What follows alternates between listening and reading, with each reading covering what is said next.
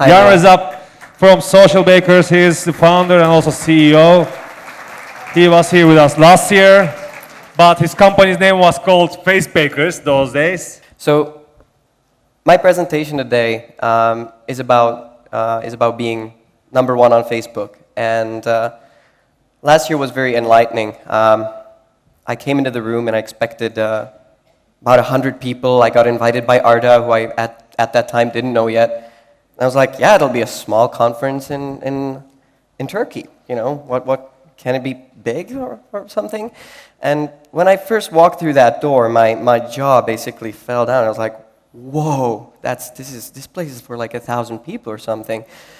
So congrats to Arda, and thanks for inviting me again. This is really exciting, and what you guys built is huge. And Turkey is a great market to be on, and Socialbakers loves Turkey very much. So to get to where we are and where we were and where we're going to, so Socialbakers during last year, Facebakers is about statistics, is about analytics, and we as a company basically evolved from doing only Facebook to going multi-platform. So now we're monitoring Twitter, we're monitoring LinkedIn, but also recently just launched 1 hour ago Google Plus stats on our site. Although we're still focusing 70% of our time to Facebook only, we want to be multi-platform and offer the full experience to our customers. This is Socialbakers as you know it now. We've updated it and we're keeping to update it a lot. One thing that I really wanted to do, and just a quick thing, just a quick study, does that sees you great. I wanted to ask about one thing. Who of you here knows Socialbakers? Draw of hands. Okay. That's nice, thank you so much. Who of you knows that we have a paid product? And who's using that paid product? Oh, that's nice, thank you. And who of you knows of Radian 6? About 1/10 of that, thank you. Thank you, that helped a lot. So, Turkey and how it's evolved. Over the last year, you probably know and you're probably watching Socialbakers a lot, from 23 million monthly active users, Turkey's gone to 30 million. That's 7 million new monthly active users on Facebook. That's great, and I'm sure Christian will tell us more details about that. But what's exciting about that is that brands haven't only grown by 30%. Brands in Turkey are the fastest growing brands in the world. On an average, a Turkish fan page has grown 5 to 10 times over the last 12 months. 5 to 10 times. That's huge evolvement, and congrats to all of you guys. That's just great development on a market like this. Today I have some exciting numbers to present to you on Facebook marketing and on what sort of works and when it works. So primarily what works. So a lot of brands in Turkey, and this is specific analysis for only brands in Turkey. This is a crowdsourced, as you probably, who knows Socialbakers knows that we crowdsource everything we do. And, you guys help to put the lists in our ranks and we approve it on a sort of a daily basis. This is analysis of 600 brands on Facebook in Turkey. And this is the top left is the frequency and the bottom right is the engagement. So as you can see, the most frequent posts that Facebook pages post in Turkey are links. They're trying to lure those people on the site. But in terms of engagement, it doesn't work as well as the other content formats, obviously. So, what we always encourage customers is, diversify that content. Don't only post links, post photos, post videos, post a question, everything that can really help you drive and move that engagement. That's absolutely critical. This is the number of posts by frequency, by the amount of them. So you see that the top hours are actually sort of the morning hours and then the early afternoon hours. But in terms of the engagement, it's the afternoon hour. It's sort of the 2 o'clock is a sweet spot. Now that doesn't mean you should all start posting at 2 o'clock, because if you all do that, well, it'll suddenly be the least engaging, most frequent and least engaging hour. So I wouldn't recommend that, but it's always about analyzing the same data for your own pages and seeing what works for your community, what time works best. For Socialbakers, it's 1 o'clock in the afternoon. For you, it might be 5 o'clock in the afternoon or 8 o'clock in the evening. So it's different for every brand. And the sort of the engagement by week is very leveled. Funny about this that typically in markets, brands have a better engagement on a sort of a Saturday and Sunday. Saturday and Sunday are switched on that. That's funny. We do know Saturdays before Sunday and Mondays before Tuesday. Wow, that's nice. So I'm sure you monitored this new metric called people who talk about on Facebook, and you were all wondering, what the heck is this? So the full explanation of that metric, and again, Christian might help enlighten me on that later, is that it's a 7-day metric. It's an absolute number. It's a 7-day metric. Who's engaging, who's sharing your posts, who's commenting your posts, who's actually making these mini stories in their Facebook news feeds that generate you more traffic, obviously. And it's still not available in the API, but our good engineers made like a Google-like crawler and crawled all of the Facebook Turkish brand pages for my presentation. They were very nice to do that. And this is the top list of all of the top brands and brand pages where people talk about. So TTNet is number 1. I don't know why so many people talk about an internet service provider. It doesn't mean it's positive engagement, right? This is just the people who talk about, so it might be a little negative, but we're not here to judge that, right? But I would also like to see, the fun part of this list was 600 pages long. I obviously didn't want to put that in my presentation, but the bottom of the list was very interesting, that a lot of these brands actually really didn't engage with their customers, and this metric revealed that. For example, it was Gliss Turkey posted last on September 20. Now, if they're expecting that people are going to engage with the page without them engaging with their fans, now that's an invalid premise. People won't write them, or if you're not TTNet, obviously. All of these stats are pulled from our Pro Analytics, and everyone who's a customer knows that sort of on that level you can get any information from any Facebook page. But we're launching a very cool thing early next week. It's called benchmarking. So you can actually analyze any page compared to not a different page, but an entire market of pages. So you can analyze an operator in Turkey against an average of all other operators in Turkey, or just against all other brands. So you can finally say, is my brand performing better than the other brands in Turkey? And then you can go to your bosses and say, hey, we're an overperformer on the market. Right now, you're just flying in the blue. So, a case study. Last year, I presented about 8 case studies, and you all look tired after I presented the 8th one. So, today I'm not going to do that. I'm going to present one solid case study of a brand management over a course of the last 12 months. And this story is about Avea specifically, who we met here actually last year, and we didn't know that Avea existed at that point. I was roamed into it, but we met them here, and we did some interesting cooperation, and it's been great since then. And we basically helped them grow their community from 60,000 fans to I think 1.6 million fans where they're at now. And we did this with several campaigns. One of them was an activation campaign where we basically gave people 2,000 minutes on a course of 7 days, so it was limited by 7 days. And they had to become fans, and they had to share their Facebook account with their MSISDNs. So also, it helped Avea know a lot more about their customers, being very much of a prepaid operator, being very much of a prepaid market. And the campaign itself generated 1 million fans in the course of a couple of weeks.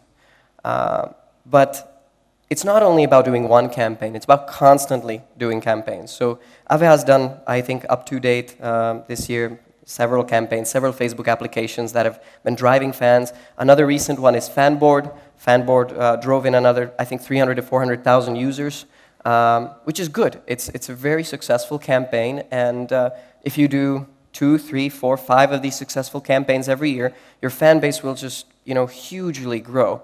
And it's campaigns like this that sort of, are social. This was a campaign with a billboard. You were supposed to invite your friends in a billboard and create one of the largest billboards.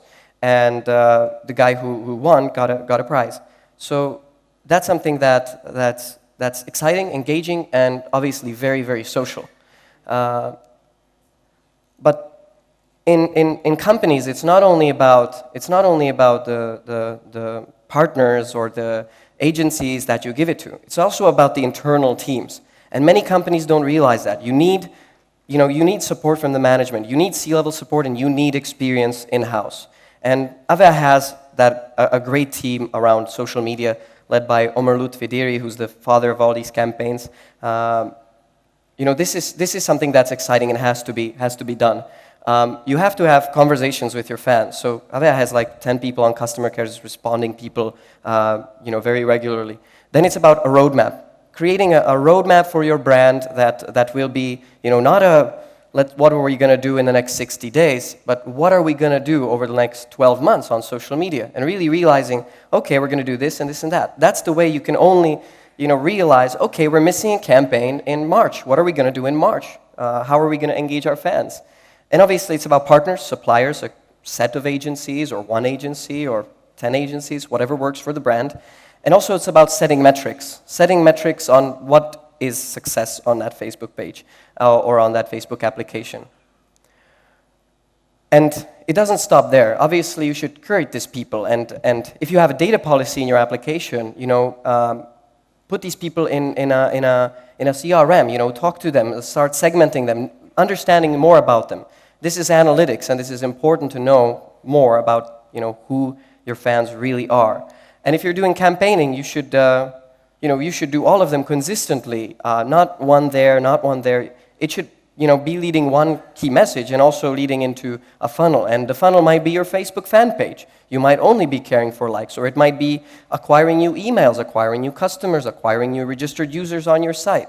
And for brands, it's that, and for media companies, it's also about having a lot of people Facebook connected to their site, which is effectively a registration now. I mean, Socialbakers only uses Facebook Connect, and we're just passing the mark of 100,000 registered users directly on the site and 150,000 on our partner sites.